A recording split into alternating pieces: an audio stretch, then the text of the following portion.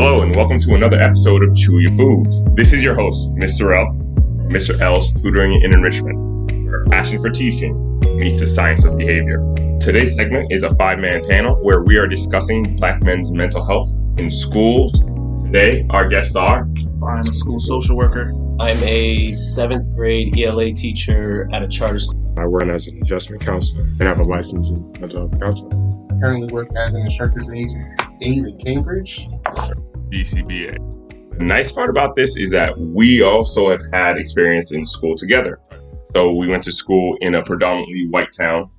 It may have been a little different than most people's experiences. So first thing I wanted to talk about was what moments did you have in school that you kind of were shocked or like, didn't know how to react? I can start us off here.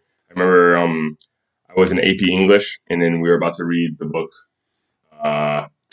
Heart of Darkness, and the teacher was introducing it. Love the teacher, nothing against him. He was a great teacher, but he was just there was just a moment where he was expressing that the N word was going to be said a lot. So I'm kind of, half listening, and then I hear him say, okay, the word nigger is going to be used. I'm like, oh, I didn't just hear that. I must have not misheard. I must have misheard. Let me just listen. And then he said it again. At that point, I was like, no, I can't be the only Black guy in this class and have you keep saying that, because now I'm going to be the one in the middle of this room where everybody's staring at me and kind of like, what is he going to do? So it kind of put me on the spot, which I feel is kind of like what's happening now when they're having kids where they're removing teaching about Black history or certain racial aspects of America. So that's one thing. That was in a moment where I had to pretty much stop the class and was like, nope, we're not doing this. I didn't know what to say. I don't know what came over me. I just said, we're not doing this. I don't want to deal with this. And so he actually took me out of the class and we spoke face to face, and we were just saying, he was like, I'm so sorry. Have you guys had any experiences in school where you were like, oh, out of the norm, a little too much there, I don't know how to react? For myself, when I noticed racial tensions in the classroom, I just got up and left. Like, I would read the text and scan it and be like, all right, the N-word's about to be used. Some idiot is about to say it and try to make a joke and then be like, oh, I'm not racist. And I just wanted to avoid all that. So I found myself taking several laps, hiding in the bathroom, avoiding all that. That's how I dealt with it. Similarly, I was in a position where, as you already mentioned, it's predominantly white school. So I'm from the inner city where predominantly Black and Hispanic folks. So just that transition going there was already kind of life-changing in itself, and I didn't understand it yet. But eventually over time, I think it made me a more well-rounded. I can't recall a specific time where I really went through it, in the sense that I felt like this was over the top. But I definitely went through what you guys just mentioned in terms of there being the moments in class where, we're talking about something and, obviously it comes down to race and you being just the only Black kid or one of two. And those were tough moments because even if people aren't looking at you, you feel the glare. Yes. The teacher didn't prepare the class for the moment in the sense that prefaced it in a way that was oh, we're not going to make this an issue. You know what I mean? This is something that we have to talk about. Yeah. I didn't go to middle school with you guys, so I went there freshman year, and that was eye-opening for me because I went to BPS where there were no white kids to us being in, Very stark differences there. Right. So, things like that, and just moments with teachers where I feel for a long time in school, I was not doing well. There was nobody even trying to make me feel seen in the sense that it was you can do this. Mm-hmm. Definitely nothing like that. Shout out to Mr. Jones, because he was definitely one of the only people who, was that voice of reason, hey, you have to do this, you should do this, this is, But I know, I think it was my kindergarten year, I can go back and remember the time I mentioned to my parents that I was the only Black in class. but a couple of like it was like basically the Mecco Alex. kids were in a different kindergarten class, and I was the only black kid in. Can you tell people what MECO is? What is MECO?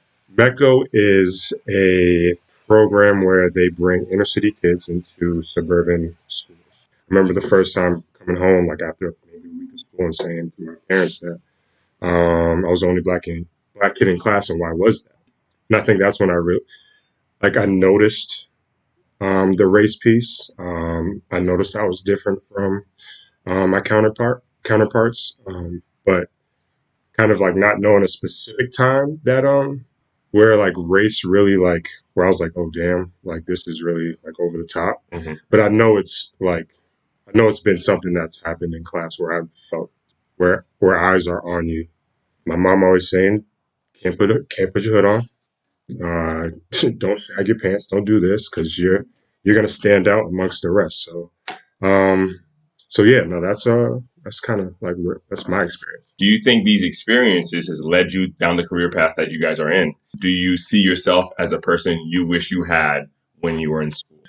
But just to go back a little bit, I definitely want to say being involved in the school definitely helps with the experience. To addressing your question, I mean, honestly, I didn't know what I wanted to do. At first, I wanted to be an engineer. To be honest, I was just like, what's going to make me the most money so I can be chilling. I mean, the math was particularly kind of hard, especially calculus. So I was like, God damn, I got to maybe pivot or find a new way of living the life that I want to live.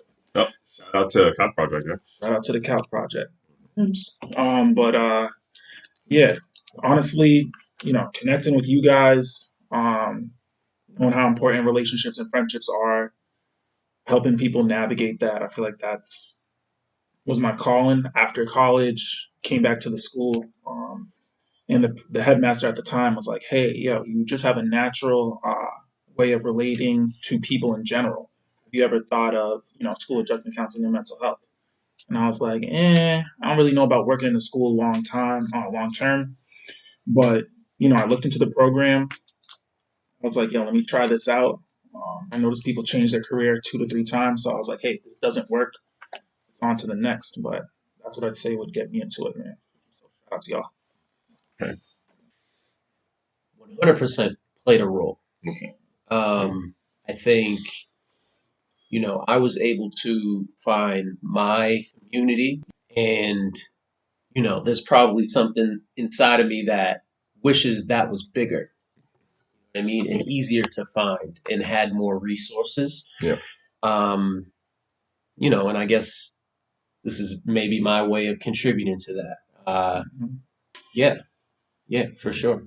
Yeah. So yeah, I hated school, and I did not think I would be like in a school environment for a career. But I think what kind of brought me to this position were a couple folks like Clifton Jones, Dr. Mims, Kendall Jones, Jerry Etienne, all kind of Dr. Vic, all kind of in that kind of mentoring, advisor, guidance, social worker, you name it, kind of field. But like at the time, didn't really think about it. I felt their kind of presence and help, I guess, along the way. So I think that kind of led me to considering it as something that I could do, especially just being able to kind of connect with the youth in different ways. I think now playing basketball, being a basketball coach, that's helped in terms of like building connections, being able to understand different aspects of kids and what they may be going through, but also being able to use sports as an outlet, which is something I love to do. So, I didn't really think about it. I hate the classroom. My first grade classroom. I seen I was the only black person in there. It wasn't like I was bad, but it was shell shock just from the word go. Knew I was like. So I had one play date with the Caucasian kids, and they came to my house. Like y'all know, if you've been in my house, you know what my house looks like. It's not like we didn't even go outside. First and last play date ever. So it's not like Mecco. You can't prepare a 5-year-old, 6-year-old to deal with being the only black student, and you're a Mecco student. So you have a duality of you have your friends in your neighborhood who you play around with and deal with, and then you have, I mean, even Caucasians kids click up. They have their little Yes. cliques. Like if they want you to a point. I became a tester kid. I'm like, oh, if you're cool with Aaron, you can be cool with us. Mm. Type shit. Like real. The Wow. gateway friend over here. No, I'm so serious. No, listen. I agree with you. I agree with you. It's just funny you put it in those terms as the tester. I had the same dynamic. I wasn't Mecco, right? Mhm. But I grew up 14 straight years in the city. And then I go to Brookline. So obviously I still got my roots in Boston. Even if I moved to Brookline, I'm still going back, saying what's up, checking in. Mhm. So when I get over there, it's, oh, you go to school. So it's like, wait a minute. What is You this? know? You are You know? different now. How is that? How is this? You know what I Mhm. mean? It kind of puts you on that spot for like, like you said. Mhm. But even speaking on that, your own family will do the same thing. Yeah. You know what I mean? Like my family down south, they'd be like, "Oh, you at the white school? You talking about white? I was so happy. I think I'm just getting an education." All right. That is, I was saying my mom put me in those Mecco meetings. I mean, she was like, put me in everything Mecco. But yeah. that was kind of, for her, that was like, okay, I know my son is not able to kind of have that experience, but the experience of kind of being involved in. Well, let's talk about your parents' background. Where are your parents from? My mom's from Lexington, and that's, Lexington is probably even less diverse than. But yeah, no, I mean, I think for my parents, and I know my dad, for him it was a shell shock moving to Brookline. Where was he from? Brooklyn, New York. Okay, Flatbush. okay. He was like, I want to live near the city, but I don't want to be in the city. So that, and for my mom, it was like this suburban, that's what she knew. So she was fine with that. But yeah, no, I appreciate my upbringing, of course. But I remember saying to my parents, I wish I was a Mecco kid. Oh, You know? what do you think? If you're not a Mecco kid and you're in the top 20 percentile, like you're not getting your doctorate degree, you're not working in state building down there, you are stigmatized. You are just seen as another Mecco kid for the most part.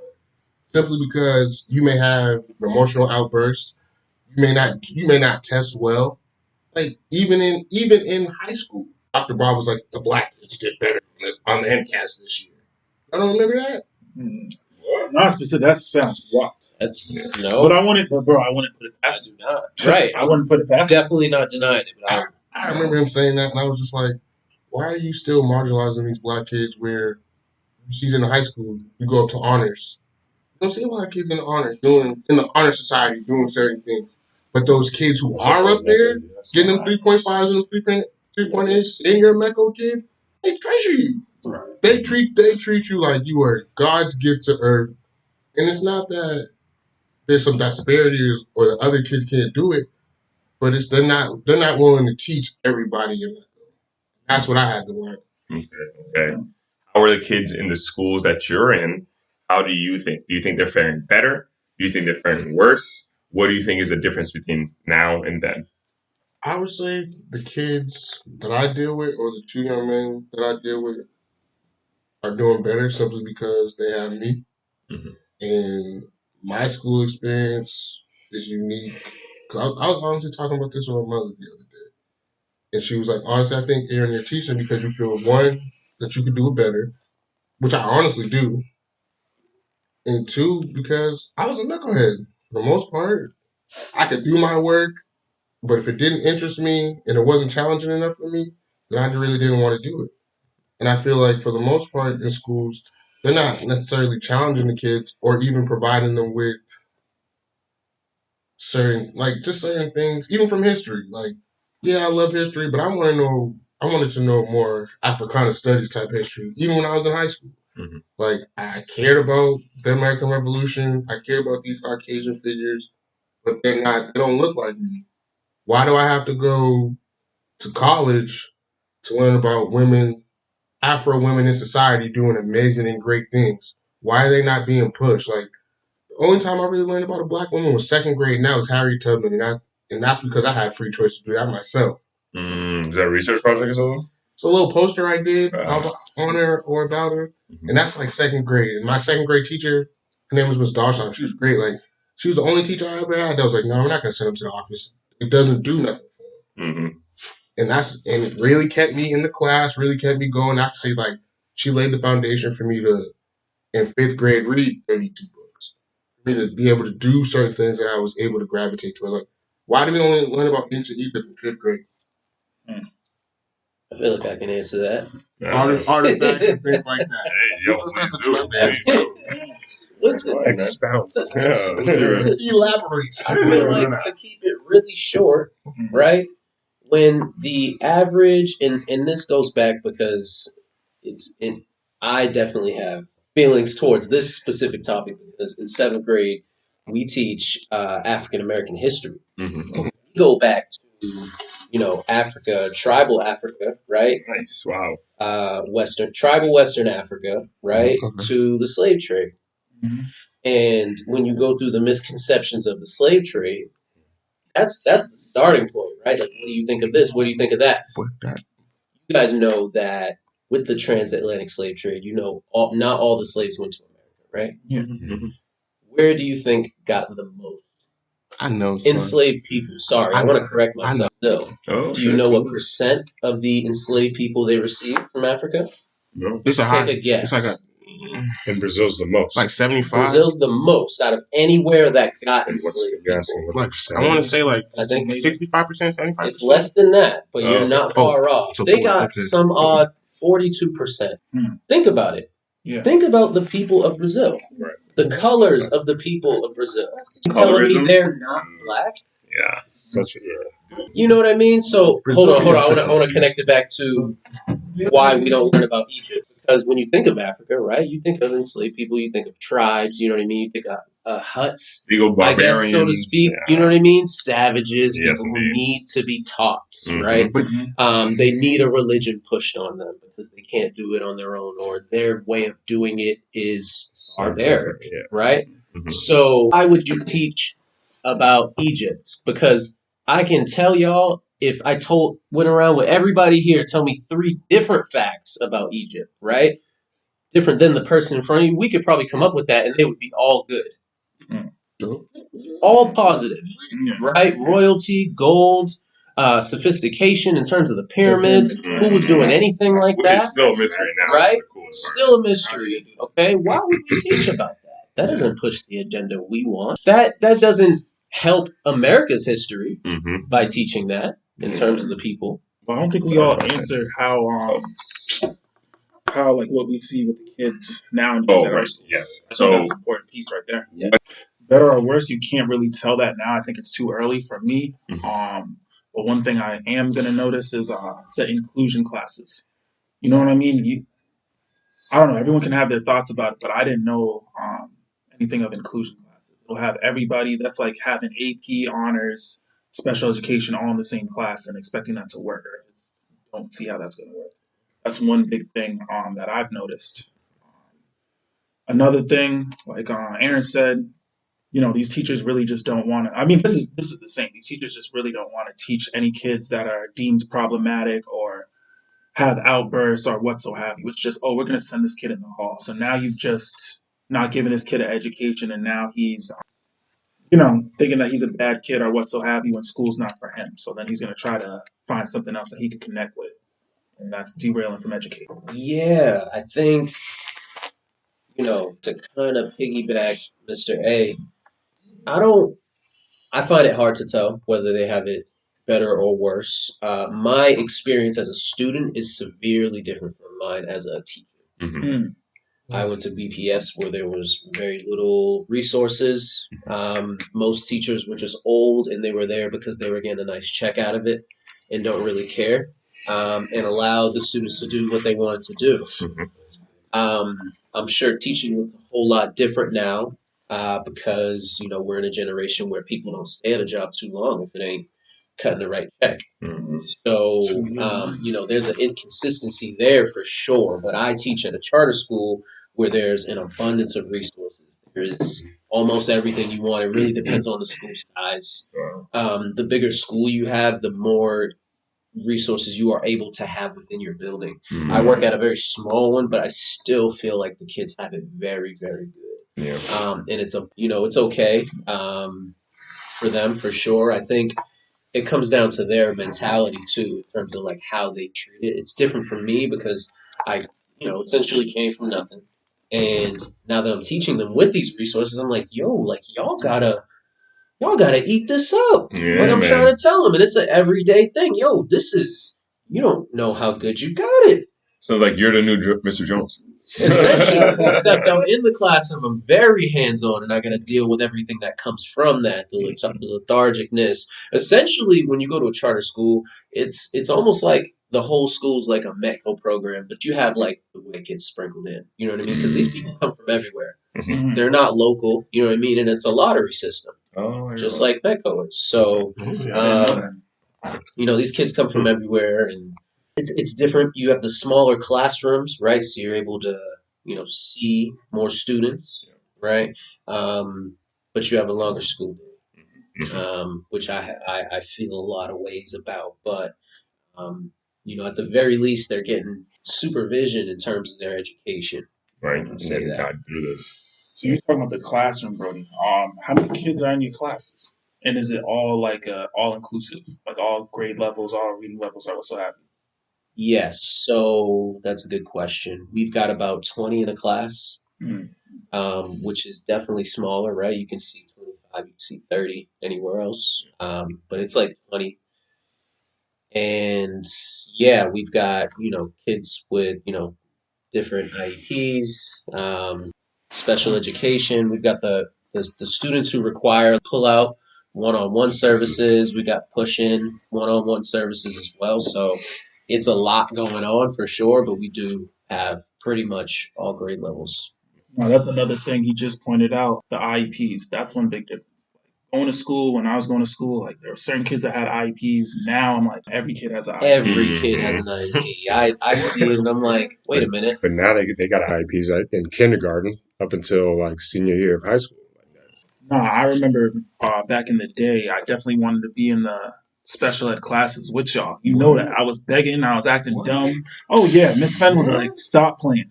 Right? But your mom was like, bro, you're getting out of special education. This is only for a certain amount of time. That's something that I'm not seeing. I'm not seeing a lot of parents trying to push their kids out of special education. You know what I mean?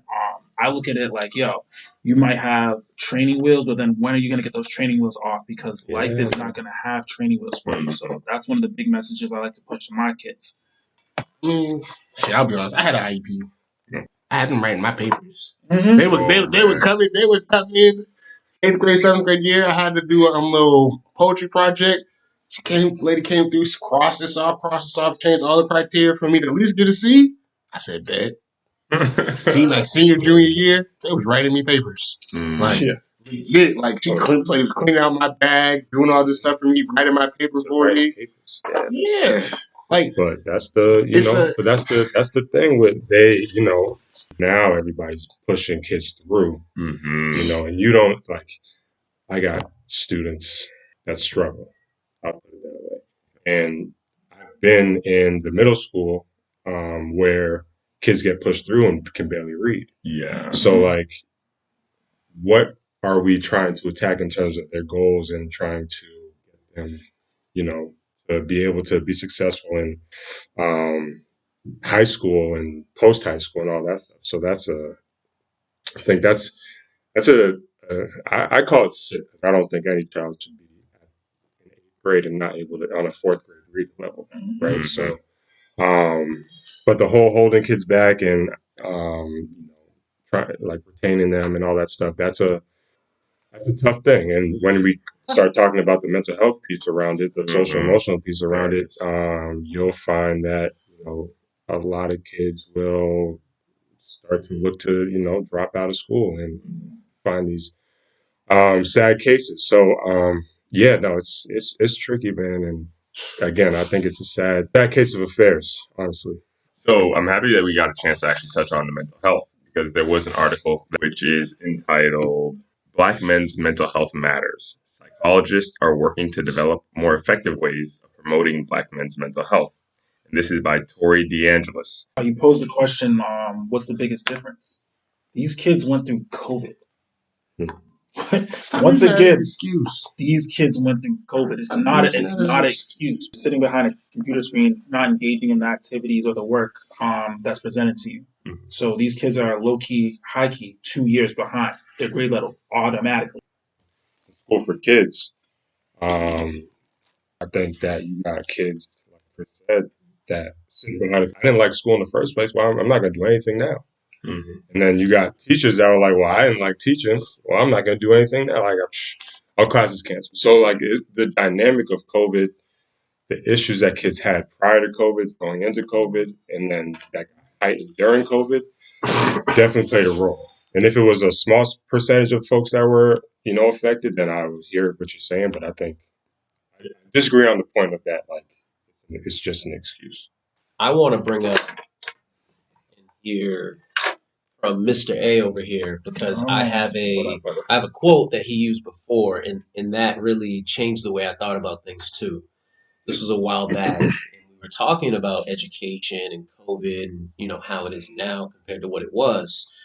Before we couldn't look on the computer and like see our grades like daily, Mhm. right? So like we were just kind of going through the motions and like ballparking based on a grade that we got Mhm. Before. where I was at, unless I bit the bullet and was like, all right, what's my grade? You know what I mean? Which I was not doing because I hated school throughout high school and part of college. I was a dummy through all of that. But you were ballparking. But now these kids, every single day, you know what I mean? They can see their grades as it's updated. And what you were saying, to bring that back to you, Mr. A, you were saying if a kid sees that it's going to be difficult or it's near impossible for them to like pass or get that good grade, oh, they tank it. Mhm. They throw it out the window. It don't matter no more. Why would I do this? Why would I waste my time? I'm already losing a race. You know, All right. No, to comment on that though. So one, I can't speak for every kid, but most of the kids that were failing, right? They don't check their Gmail. They ain't checking Google Classroom. Like, you know what I mean? To speak towards that, they're not checking these things. Okay. Yeah, right. They're checking TikTok. They're seeing, how much engagement they're getting. One thing though that's also important to notice though or mention, motivation. Right? I feel like across the board, a lot of the kids, I can't speak for every, but a lot of the kids are not motivated.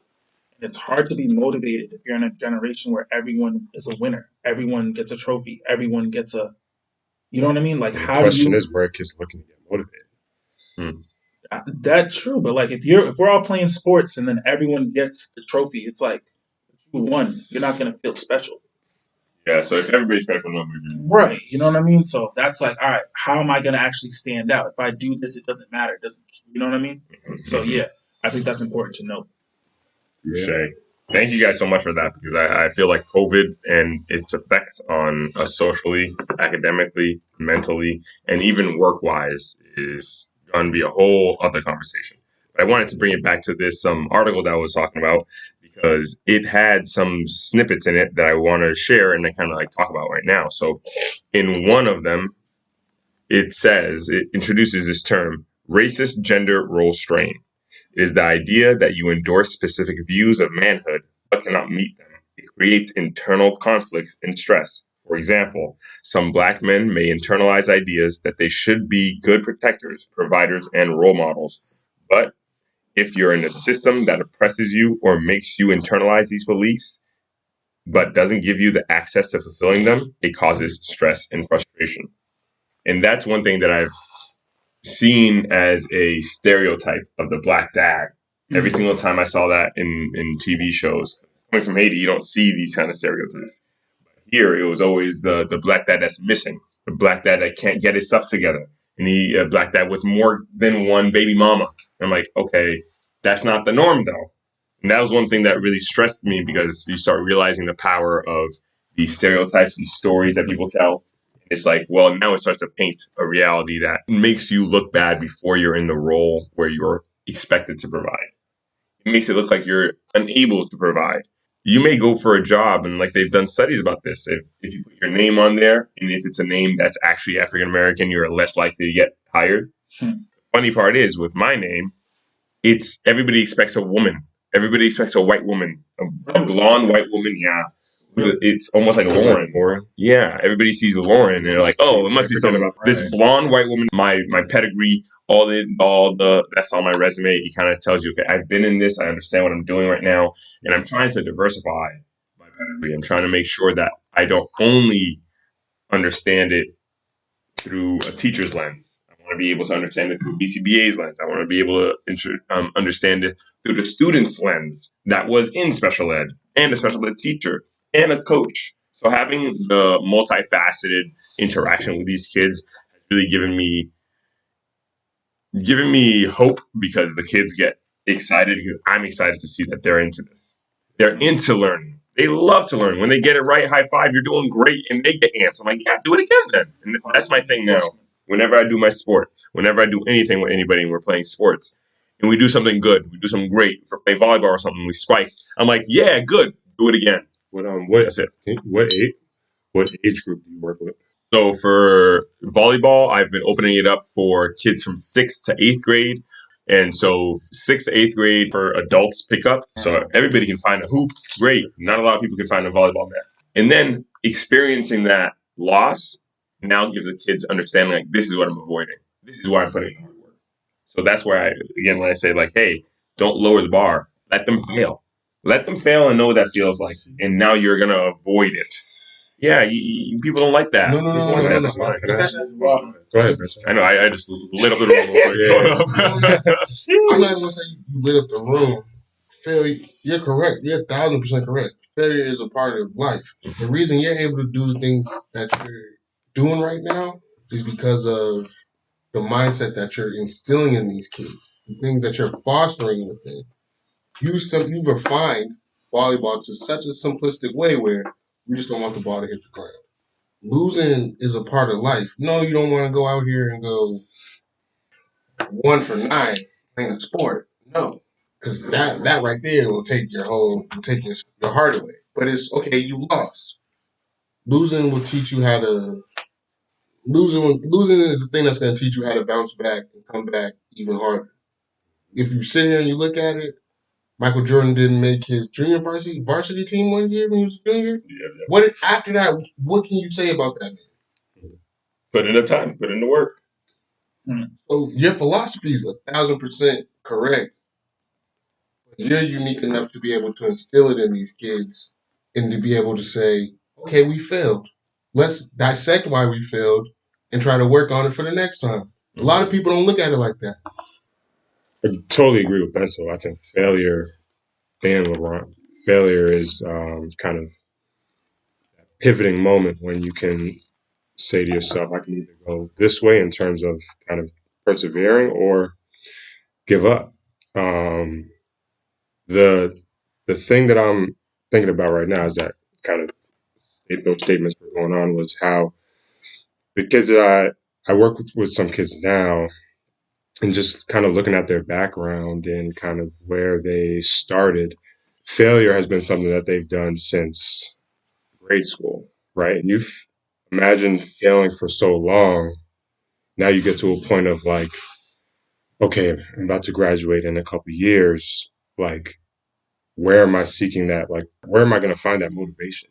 Teachers, clinicians like us come in and we're trying to kind of implement this mindset of like, okay, this is how you persevere. But like, let's start with like understanding when you started to feel like, I just can't do this. Like when this feeling started. And I think for me, it's really been a challenge. I think this year has really been a challenge in terms of working in a school and just trying to support kids in terms of trying to help them find that motivation. I think kids these days, not just speaking about kids that I work with, but all around, try and find motivation through social media.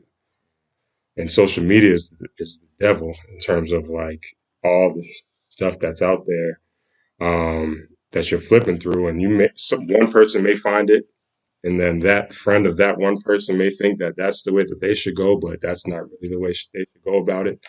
Um, so that's the challenge that I've run into is where and how to kind of be support kids with finding that motivation, but when they can't find it, like what's the next step? Like how are we supporting these kids to getting to graduation?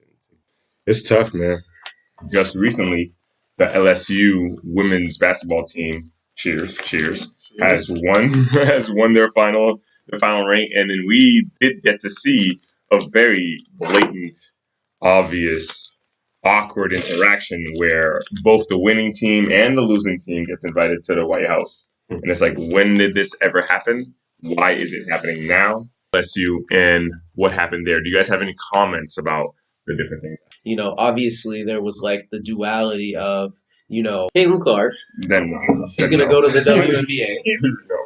You know, she does the, you know, John Cena, Tony Yayo, you can't see me. Waves the girl off. Waves the girl off, right? And then we've got, you know, the tall black girl who, you know, is known for, you know, running her mouth a little bit. But it brings it, you know, she's got character type, you know, she's backing it up. So everything is like, you know, it's not like she's an end of the bench player. Like she's a, you know, a contributor to why they won the ring. She does it, and there was the backlash about how, you know, I think, what was his name? Keith Oberman, he tweeted, like, you know, I can't say it here, but blank, blank idiot, you know, to his reaction to her video doing it. And it's just crazy, you know what I mean? But, you know, to bring it back, they never invite the loser to the White House. Yes. Never, no sport, no one-on-one competition, no way, shape, or form. The loser get the invite as well. And what's her name? Jill Biden. Oh, yes, yes. I get, you know, she doesn't make the decision. She's the first lady, but No, she don't. no, she does not. She doesn't Joe make that Biden decision? does, and Right. and it's more of like a tradition. It's not like a who I invite. You know what I mean? Like every winner of every year for, you know, most major sports, Yeah. including a couple in college, the winner goes, you know, takes a visit to the White House. Why are the losers invited? Yeah. Please. Please. Answer that. Jill, you have questions to answer because why are the losers somehow, some way invited? And she, you know, she's been around the White House, right? Like Joe Biden was vice president, so she knows about, you know, presidential visits. When does a loser ever come? But you're inviting them now. I just don't understand. Yeah, I agree. You know, it was crazy to think that they were going, or the president and the first lady were going to invite Iowa to the White House. I mean, but I think, you know, with the, I don't even know what was going on in terms of kind of how the game played out. Mhm. You could kind of see the racial dynamic. Not even kind of. You could definitely see the racial dynamic in terms of Iowa State. It's funny because they showed a video of, I don't know if it was the pregame for LSU, but it was definitely the pregame for Iowa and how they were warming up to. I think it might have been like country music or whatever it was, and then LSU was warming up to Boozy and going crazy. But you could see, I mean, kind of everything kind of played out in a certain way where the racial dynamic for everything played a huge role. And it's unfortunate, man. And I think, you know, I know there was not even an apology. There was a statement from her like PR person kind of saying, you know, this is not what she meant, but we would love to have LSU back here and visit. So I don't know what's going to happen next, but yeah, it was crazy. If you're a child who enjoys, I don't know, what's popular for children right now? Minecraft or Huh? Roblox. Roblox, right? Yeah. So all your videos are Roblox. Roblox. How are you supposed to mature and develop if every single thing, all of your content is Roblox? Yeah. It feels like those I felt like that was the smartest move ever for a company to be like, here's a playground, you do all the work. They said, here's what it is. I'm not gonna do anything. You guys are gonna create your own games and you're gonna pay me money to be able to buy the stuff that you need to build your game. I find that absolutely hilarious.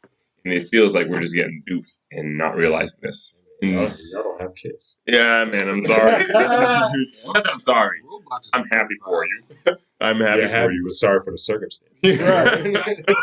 The last little comment that I wanted to read from the Black mental health, it was saying clinicians also need to be aware of differences in Black men's backgrounds and countries of origins and incorporate that knowledge into therapeutic work. For example, 8% of Black people in the United States are immigrants from countries in the Caribbean, Africa, and elsewhere, and there are significant differences among them. Those who grew up in predominantly Black cultures, for example, are less likely to view themselves as inferior because they have not been exposed to historical racism in their country. Hence, their cultural identity may serve as a buffer. So, in that comment, I was happy because it was like, oh, you're speaking straight to me. And so, me coming from Haiti and not understanding what was going on around me and why everybody was getting treated different, a very confusing reality where people say you're equal. This is the country of being equal, and yet when you open your the country of eyes, opportunity. yeah, Not being equal. I'll give you that. Good. Country of opportunity. I'll give you that. Yeah, no. To speak on what you just presented, I would say you have to treat every client. I'm at LMHC, so you have to treat every client differently. You can't say one shoe fits all. It's the same thing with the kids. I think, Aaron, it was you talking about like some kids when they get in trouble, they might need a suspension, or they might need an in-school suspension. You have to know who you're working with and what would help them get the greatest outcome. You know what I mean? When I start off sessions, I always ask people what are their strengths, their wants, and their needs, and that tells me a lot about someone. Strengths speaks towards self-accountability. Wants speaks towards motivation. Needs speak towards boundaries, which are all very important things to preserve your mental health. From a teacher standpoint, thank you, Chris, for that. I definitely, I see where you're coming from that. And all that sounds great. From a teacher standpoint, it's all about making the students feel seen. You can't do that if you don't understand the person you're trying to teach. In order to make someone feel seen, you have to know their wants, right? You have to know their desires, but you also have to know their background, right? For me, right, it's an issue teaching a lot of our kids because I have kids who are coming from like Randolph to get to school, right? And we have to be in the building at 7:15. Think about what time they have to wake up, not pick up, and then the ride over, right? But if I don't know that, right, when will it ever kick into me why this kid is half asleep at 8 a.m. or is frustrated, right, at 8 a.m. and not trying to learn my material, right? And that, goes even deeper when it comes to knowing, people's backgrounds and where they grow up and, not necessarily knowing what it's like. You'll never know what it's like to like be from someone's, background, wherever they're from. That could be here in the United States or, from another country. So, just doing your work, understanding that no two stories are alike and just trying to be aware of that, trying to refine that practice of just like understanding, the individuals in front of you. Thank you so much for tuning in to another episode of Chew Your Food. This is your host, Mr. L, with some announcements from the Mr. L Tutoring and Enrichment Company. Volleyball players, listen up. There will be an offering of volleyball clinics June 7th, 14th, and 21st, and July 12th, 19th, and the 26th. Also offering kids tutoring for upcoming third graders in Brookline, Massachusetts on July 15th, 22nd, 29th, August 5th, 12th, and 19th. These are Saturdays from 3 to 5 p.m. in Brookline. We'll be offering reading, science, and math activities to engage students. Discounts for Memorial Day weekend are starting now. Reach out at admin@tutorwithmrl.com for more information. And don't forget to follow on Instagram at MISTER_L92. There you'll get updates on all of my volleyball and tutoring opportunities. And always remember, chew your food.